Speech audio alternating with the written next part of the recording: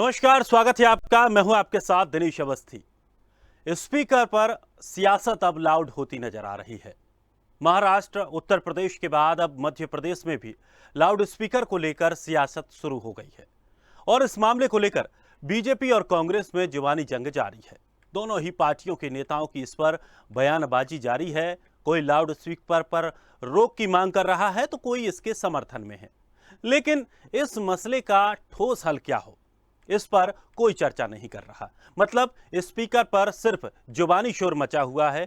क्यों मचा है ये शोर और क्या है इस पर दोनों दलों का नजरिया, इसी पर आज हम बात करेंगे। चर्चा शुरू करें इससे पहले बता दें कि पूर्व मुख्यमंत्री उमा भारती, बजरंग दल के पूर्व राष्ट्रीय अध्यक्ष जयभान सिंह पवैया और कांग्रेस विधायक लक्ष्मण सिंह खुले तौर पर उत्तर प्रदेश की तर्ज पर लाउड स्पीकर पर प्रतिबंध लगाने की मांग कर चुके हैं। तो वहीं भाजपा के प्रदेश अध्यक्ष विष्णुदत्त शर्मा, गृह मंत्री नरोत्तम मिश्रा, चिकित्सा शिक्षा मंत्री विश्वास सारंग जैसे कई नेताओं का कहना है कि लाउड स्पीकर जैसे विषय पर आपसी सहमति से निर्णय होना चाहिए। हर बात के लिए कानून बनाना जरूरी नहीं है। तो वहीं कांग्रेस भी इस मसले पर एक राय नहीं है। लक्ष्मण सिंह जैसे नेता लाउड स्पीकर पर रोक के समर्थन में हैं तो जीतू पटवारी जैसे नेता इससे इत्तेफाक नहीं रखते। लाउड स्पीकर पर आखिर ये सियासत क्यों हो रही है, इस सियासत का नजरिया साफ क्यों नहीं है और आखिर क्या होगा इसका हल, इसी पर आज हम चर्चा करेंगे। लेकिन उससे पहले आपको सुना देते हैं कुछ राजनीतिक प्रतिक्रियाएं और फिर इस कार्यक्रम में आगे बढ़ेंगे।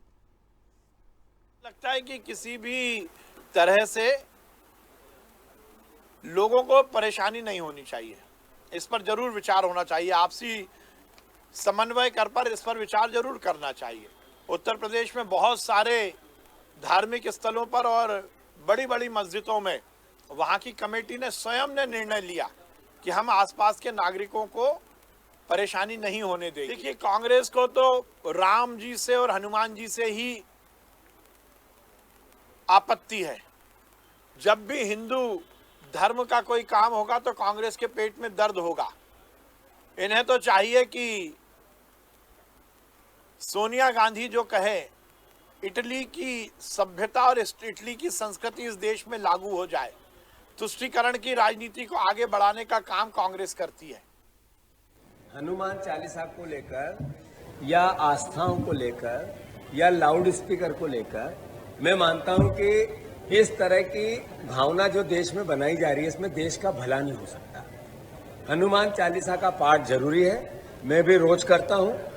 रोज का मेरी आस्था का विषय है, जिसमें लाउड स्पीकर से करना, हमारे सुंदरकांड होते हैं जगह जगह, सुंदरकांड के साथ हम हनुमान चालीसा भी पढ़ते हैं, डीजे और माइक लगा के करते हैं। कोई बुरी बात नहीं कि लाउड स्पीकर पे हनुमान चालीसा का पाठ हो, मेरी बात कोई जरूरी नहीं। पर ये कहना ऐसा होगा तो ऐसा करेंगे, ये नहीं। ये हनुमान चालीसा इसलिए पढ़ी जाती है कि आपका, मेरा, समाज का, संसार का भला हो। बजरंग बली सब पे आशीर्वाद रखें, मानव पे रखें, सृष्टि पे रखें। वो इसलिए नहीं करी जाती कि किसी को मारे और किसी को बनाए। मैं मानता हूं किसी भी प्रकार का इस तरह का कुप्रबंध जिससे कि समाज में विघटता आए, वो समाज और देश के हित में नहीं हो सकता। स्पीकर पर सियासत तो जारी है और ये सियासत अब काफी लाउड होती जा रही है। लेकिन सबसे बड़ी बात यह है और सबसे बड़ा सवाल भी ये है कि आखिर इसका हल क्या है और किस पार्टी के पास इसका हल है, क्योंकि सभी अपने अपने दावे कर रहे हैं, इस पर सियासत करने की कोशिश कर रहे हैं, हल कोई नहीं दे पा रहा है। चलिए इसी पर चर्चा करते हैं। मेहमान हमारे साथ चेतन सिंह, नेता बीजेपी, अपराजिता पांडे, प्रदेश प्रवक्ता कांग्रेस। दोनों मेहमानों का बहुत बहुत स्वागत है। सबसे पहले मेरा सवाल अपराजिता पांडे जी आपसे है, आखिर इस पूरे लाउड स्पीकर की सियासत का हल क्या है? क्या कांग्रेस के पास इसका कोई हल है? बिल्कुल है। देखिए, जो भी मुद्दा हो, जैसे लाउड स्पीकर का मुद्दा हो, समाज और धर्म की हानि नहीं होनी चाहिए। हर चीज को राजनीतिक रूप जब देते हैं तो उससे समाज और धर्म को हानि होती है। वो कांग्रेस पार्टी उस चीज का समर्थन नहीं करती। लाउड स्पीकर बनते हैं, लाउड स्पीकर आज से नहीं, बहुत सालों पहले, सदियों पहले से, चाहे हिंदू धर्म में हो, चाहे आस्था का विषय हो, हर जगह इस्तेमाल होते रहे हैं, शामिल होते रहे हैं। हम और आप जब घर में कोई पूजा ऑर्गेनाइज करते हैं, पूजा करवाते हैं, पूजा पाठी लोग हैं, सब आते हैं, चाहे आपके पड़ोसी आ जाए, सब आते हैं प्रसाद लेने, सब शामिल होते हैं पूजा में, लाउड स्पीकर का काम होता है।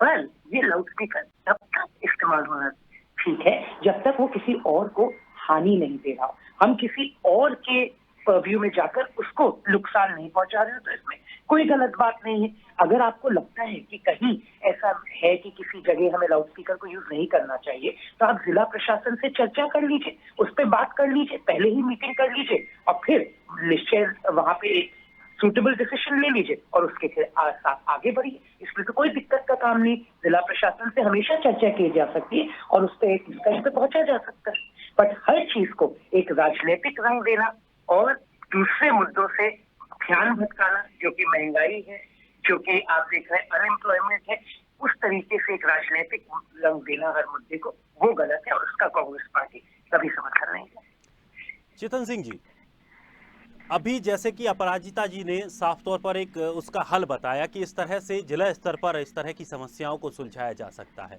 और आरोप भी लगाया कि बीजेपी सिर्फ राजनीति करती है और तमाम ऐसे मुद्दे हैं उनको दबाने के लिए इस तरह के अनर्गल मुद्दों को उठाया जा रहा है।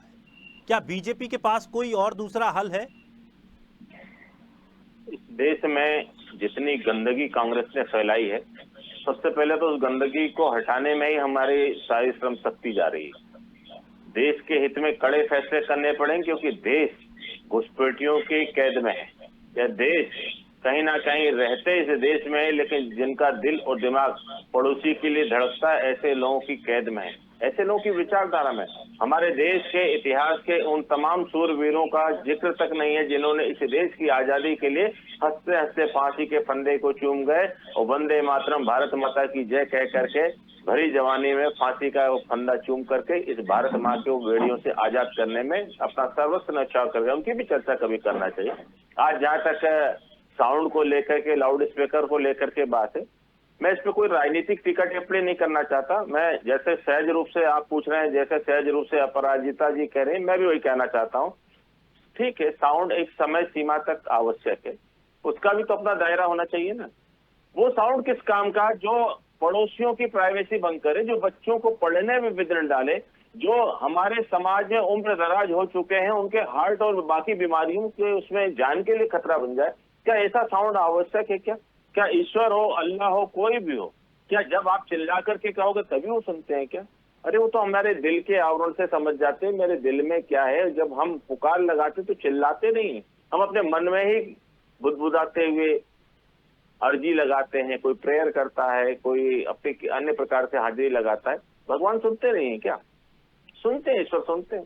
जिनके मन में श्रद्धा हो, भरोसा हो, विश्वास हो, जो सर समाधान क्या है? अच्छे समाधान क्या है? समाधान ये बात अपराजिता जी भी कह चुकी हैं कि जहां से अगर किसी को परेशानी है वो चीज नहीं होनी चाहिए, लेकिन समाधान क्या है? बिल्कुल, समाधान यही है कि वक्त, हालात और परिस्थितियों के जन इसको भले ही लेकर के संविधान में कोई व्याख्या नहीं की गई हो, लेकिन समाज को, बाकी लोगों को मिलजुल करके बैठ करके इस बात का समाधान यही हो सकता है कि जहां पर जो कार्यक्रम है उस सीमित क्षेत्र में ही उस साउंड का प्रयोग होना चाहिए। उत्तर प्रदेश की सरकार ने हौसला दिखाया ना, माननीय मुख्यमंत्री आदित्य योगी नाथ जी ने कहा ना कि जहां पर कार्यक्रम है वहां पे साउंड जरूरी, वहां आप करिए। लेकिन कोई भी नई जगह, कहीं किसी नई जगह लगाने से फसाद होता है, कहीं किसी की प्राइवेसी प्रभावित होती है, इन सारी चीजों पर हमको बैन लगाना चाहिए। और जो लोग, जब ये उत्तर प्रदेश में कानून चल करके बन करके आए तो लोग कहते थे ये हो जाएगा वो हो जाएगा, पत्ता नहीं हिल रहा।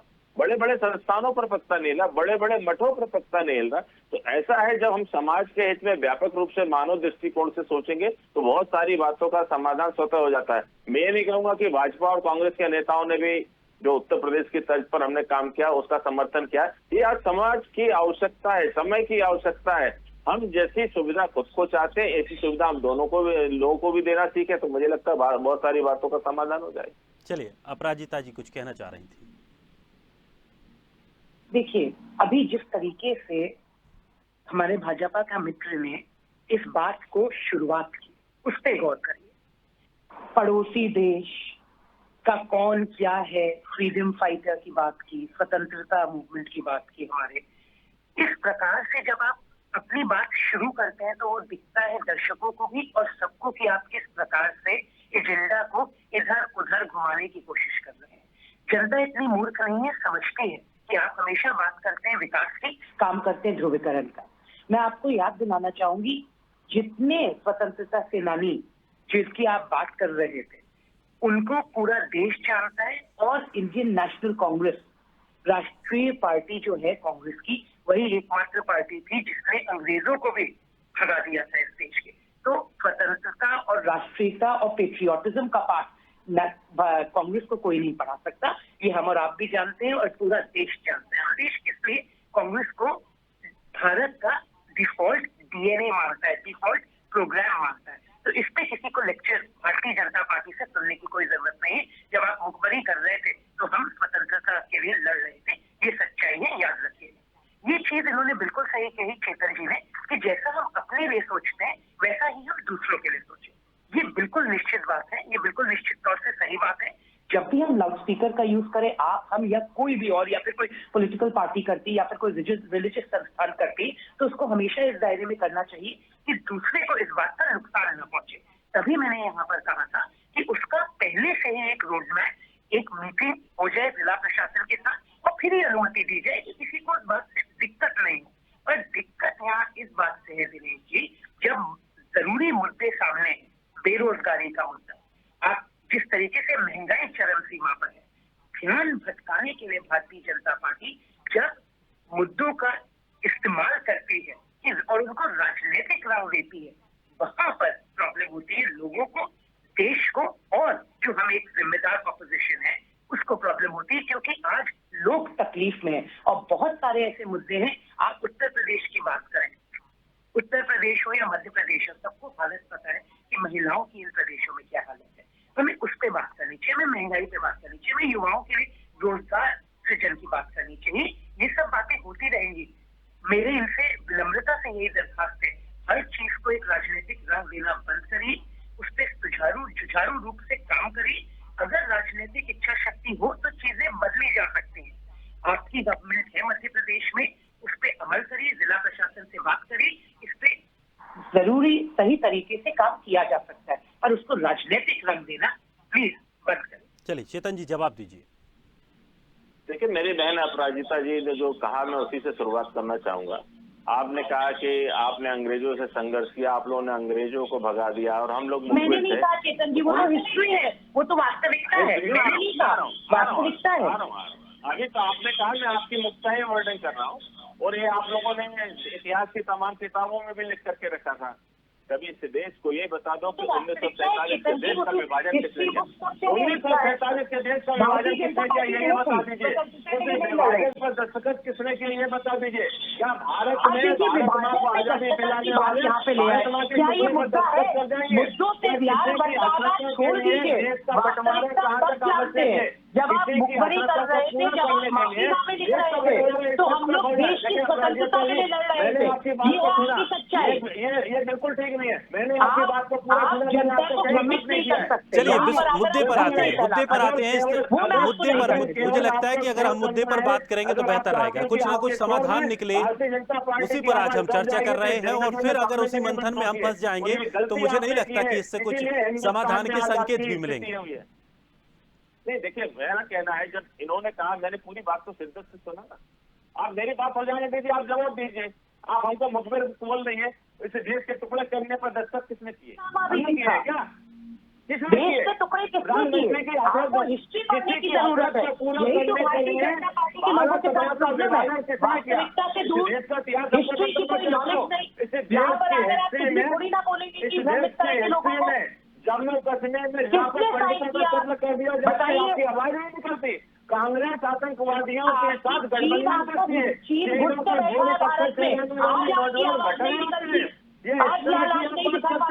इस देश में अराजकता और आग लगाने वाले लोग आज हिंदुस्तान में लोकतंत्र की दुहाई दे रहे हैं।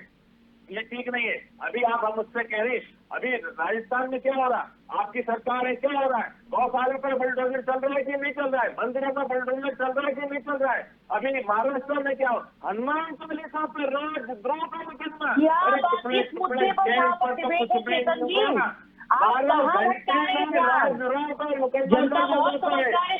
संविधान को, ये संविधान को तार-तार करने की पूरी तैयारी है।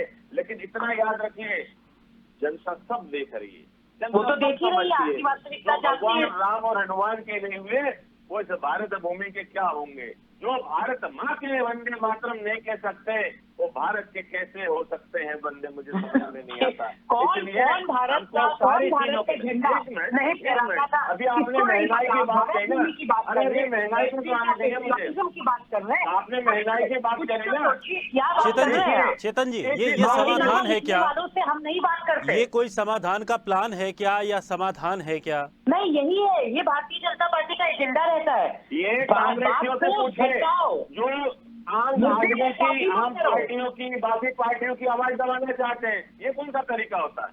क्या इस तरह से कोई नहीं, आपकी आवाज कौन दबा सकता है? आपको बुलडोजर अगर चलवा सुनने देते का लोगों के घर सामर्थ्य पर, नहीं हो, आपकी आवाज कौन दबा सकता है? क्यों बैठते हो आप लोग? अगर सुनने का सामर्थ्य नहीं, केवल आरोप लगाना है, केवल हिंदू सुनने का करना है, झूठ- केवल गलत भगवान का बात सबूत सुनने का मांगना है, बहुत सामर्थ्य अच्छा है। बिल्कुल नहीं। अगर हम तुम्हारी ये बात को मान लें तो ये सब बहुत अच्छा है। बाकी अगर हम प्रश्न करते हैं, प्रति प्रश्न करते हैं और देश के इतिहास के पन्नों को पलट रहे तो वो ठीक नहीं होता। देश के इतिहास के पन्नों में लिखा है मुखबरी करना, माफीनामा लिखना। देश के इतिहास के पन्नों में देश का इतिहास गवाह है कि क्या किया आप लोगों ने। आप क्या चाहते हैं? आपका प्लान क्या है? आप लोग का एजेंडा यही है ना?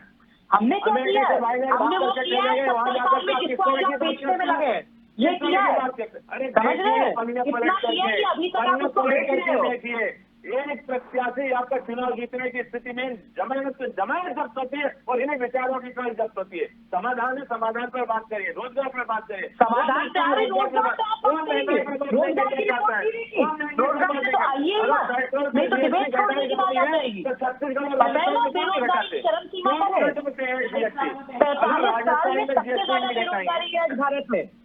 बेरोजगारी पे बात करिए ना, उस पर तो एक फुल प्लेटेड डिबेट होना चाहिए। 45 सालों से चरम सीमा पे बेरोजगारी, उसका उत्तर दे दीजिए। मैं युवाओं दोस्तों के लिए, भाई बहनों के लिए आप उत्तर दे दीजिए। बेरोजगारी की दर हम बहुत खुश हो जाएंगे। माफ करना, बिल्कुल माफ करना। और जो लोग कहते हैं कि इस देश में महंगाई बढ़ी है, उनकी इनकम भी बढ़ी है। लोग नहीं कहते, रिपोर्ट क्या की है? बढ़ी है, लेकिन रिपोर्ट किस तरह क्या की की है? हालत परिस्थितियां हैं देखिए। होल प्राइस इंडेक्स और कंज्यूमर प्राइस इंडेक्स तो देखा है, 14 और 12% दिवालिया होने की कगार पर खड़े, लेकिन मेरा देश दिवालिया नहीं है। मेरा देश लोगों को संवारने का काम कर रहा है। हम कठोरों में चलिए, नहीं कर रहे हैं। चलिए, चेतन और लोगों जी, को चेतन जी, बाहर का काम चेतन कर जी, रहे हैं। कौन संवर रहा चेतन है? जी। न युवा संवर रही, कौन संवर रहा है? चेतन न जी, महिलाएं संवर रही है। ये मुद्दा कौन संवर रहा है? सिर्फ और सिर्फ सियासत का, बस अडानी जी संवर रहे हैं। इसको सिर्फ सियासत का मुद्दा बनाने की कोशिश की जा रही है। वही भारतीय जनता पार्टी का समाधान को एजेंडा। लेकर अगर हम बात कर रहे थे, अभी तक कोई भी वो मैंने आपको दिया। ऐसी ठोस बात या ऐसी ठोस प्रणाली, ऐसी ठोस रूपरेखा देखने को नहीं मिली जिससे ये लगे कि बिल्कुल हो वास्तव जाती है। जिला में प्रशासन इस से तरह बात करके की किया जा सकता है। जो मामले और मुद्दे उछाले जा रहे हैं उसमें कोई ठोस कदम उठाने की बात कही जा रही है। हालांकि दूसरी जगह के नियमों को कॉपी करने की बात जरूर कही जा रही है। चेतन सिंह जी, सीधा एक सवाल, क्या भारतीय जनता पार्टी आने वाले 2024 के चुनावों में इस तरह के मुद्दों को अपना आधार बनाने वाली है? भारतीय जनता पार्टी अपने एजेंडे पर, देश के प्रदेश के विकास पर, शुचिता की राजनीति के आधार पर, अपने काम के आधार पर जनता के बीच में जनादेश मांगने जाएगी। हम किसी भी धार्मिक सांप्रदायिक मुद्दों को अपना वोट बैंक नहीं बनाते हैं। माफ करना, हमने कभी वोट बैंक की राजनीति नहीं की। जिन लोगों ने वोट बैंक की इस देश में राजनीति की, आप उनसे ये सारे पूछिए कि किस तरह से बहुसंख्यक जिले अल्पसंख्यक में तब्दील हो गए और क्यों हुए, और किस प्रकार की नीतियां आपने बनाई कि एक मंदिर के पुजारी को एक भत्ता तक नहीं मिलता है, और जहां पर सारी संपदा है वहां पर आप 10-10, 12-12 हजार, 15-15 हजार रुपए उनको पगार के रूप में देते हो। बस वोट की स्थापना किसने की? हमने की क्या? हिंदुओं को मठ की आवश्यकता नहीं थी क्या? इस देश में 2 विधान, 2 संविधान, 2 प्रधान बनाने वाले लोग कौन थे? अगर जम्मू कश्मीर इस देश के तिरंगे के नीचे, तो जम्मू कश्मीर का अलग से झंडा लाने वाले कौन थे? ये विसंगतियां ये प्रश्न नहीं था दिनेश जी का, ये प्रश्न नहीं था। मुद्दों पे ध्यान भटकाना छोड़िए, आज की बात करिए। बहुत हो गया ये सब आपका, आज की बात करिए। लोग खाना नहीं खा पा रहे हैं, महंगाई चरम सीमा पर है, लोग बेरोजगार हैं। ये सब ध्यान भटकाने की चीजें छोड़िए प्लीज। लेकिन अपराजिता जी, मुद्दे कोई भी हो, मुद्दे वही बनते हैं जो पूर्व में काम किए जाते हैं, उनके आधार पर ही मुद्दे बनाए जाते हैं। बिल्कुल दिनेश जी, पूर्व में थोड़ा मैंने बहुत बताना चेतन जी चाहती की हूँ, बातों चेतन जी को भी को सुनना पूछ रहे थे पड़ेगा, ना, चेतन जी की 70 बातों को भी साल में, सुनना 70 पड़ेगा। साल में इतना शायद किया कि पूर्व आज में तक उसे ऐसी बेच रहा स्थितियां है। बनी होंगी जो शायद अब ये उनके उल्टा वास्तविकता अगर है। कोई काम हो रहा है जो बुरा लग रहा है। देखिए, अभी से भारतीय जनता पार्टी जब से आई है पावर में, जब से नरेंद्र मोदी जी आए हैं, क्या हो रहा है यहाँ पर? लोगों को बांटा जा रहा है। मैं आपके माध्यम से यही दर्शकों को बताना चाहती हूँ, एक बार पहले भी ये हुआ था और तब ये देश गुलाम हो गया था। आज फिर हमारे साथ वही हो रहा है और हम देश लोग को गुलाम बांटने हो का काम कांग्रेस ने जाएंगे। किया है। ये भारतीय इसीलिए जनता पार्टी जितना ने भी किया है। ध्यान ब्रह्म कर ले, हम हम रोजगार की बात बताना करेंगे, चाहते हैं कि ये हम देश महिलाओं की आपका बात है सारे करेंगे, हिस्सों हम में, किसानों की बात जिसमें आप करेंगे, रह हम सकते हो युवाओं की बात सुरक्षा के करेंगे, साथ। हम विकास के मुद्दों की बात करेंगे, ध्रुवीकरण के मुद्दों की बात करेंगे। इनको जनता अच्छे से जानती है। मैं कितने ये महिलाओं का विकास कर दिया, परेशान हो कितने सकता है, लोगों का विकास कर प्रताड़ित दिया, हो सकता है, कितने युवाओं को पराजित रोजगार नहीं हो दे दिया। सकता। ये लोग बांटना चाहते हैं हमें, फिर से जो ब्रिटिश ने किया था वो हम नहीं होने देंगे। और कांग्रेस पार्टी ये नहीं होने देगी। जब ब्रिटिश को हमने खदेड़ भगाया था भारत से, तो ये लोग क्या चीज है? 2 सीट पे तो निपट गई थी इनकी पार्टी। देश को धर्मशाला ये बना के है रख लोगों दिया की आप लोगों ने। वास्तविकता। यही आपका काम है, यही आपकी उपलब्धि है कि आज देश को उल्टी सुल्टी धर्मशाला बना बातें करना करके रख छोड़िए दिया है। और कुछ काम करिए जिसके लिए जाने जाए। नहीं तो आप इतिहास कितने में अच्छे काम है, ये तो सारा देश देख रहा है। काले दौर के नाम से जाना जाएगा। कि किस तरह से धारा लोग याद करेंगे कि एक चलिए। ऐसा तानाशाह आया था जिसने भारत के संविधान चलिए। को, भारत के लोगों को और भारत को बर्बाद करके छोड़ दिया। आप लोगों ने अब तो समझ जाइए, कुछ करिए लोगों के लिए और वास्तविकता को स्वीकार करिए। बेरोजगारी आज चरम सीमा पर है, ये वास्तविकता है। महंगाई आज चरम सीमा पर है, ये वास्तविकता है। इसके लिए कुछ करिए। क्या किया आपने? युवा बेरोजगार घूम रहा है। चलिए, चेतन सिंह जी, अपराजिता जी, बहुत बहुत शुक्रिया, बहुत बहुत शुक्रिया हमारे साथ जुड़ने के लिए, इस कार्यक्रम में जुड़ने के लिए। लेकिन सबसे बड़ी बात यह है कि स्पीकर पर जो सियासत लाउड होती जा रही है वो वाकई सियासत लाउड हो ही रही है, क्योंकि इसका समाधान किसी के पास नहीं है। इसका समाधान अगर करना चाहते तो इस तरह इसको मुद्दा नहीं बनाया जाता। लेकिन सबसे बड़ी बात यह है कि देश का माहौल ना बिगड़े, उसके लिए सबसे बड़ी और सबसे अच्छी बात यही रहेगी कि कुछ आपसी सामंजस्य के साथ ऐसे कदम उठाए जाएं जिससे किसी को भी किसी तरह की कोई दिक्कत ना हो और इस तरह का माहौल खराब ना हो। फिलहाल इस खास कार्यक्रम में इतना ही। ताजा तरीन खबरों के लिए आप बने रहिए स्वदेश के साथ। सबसे पहले देश।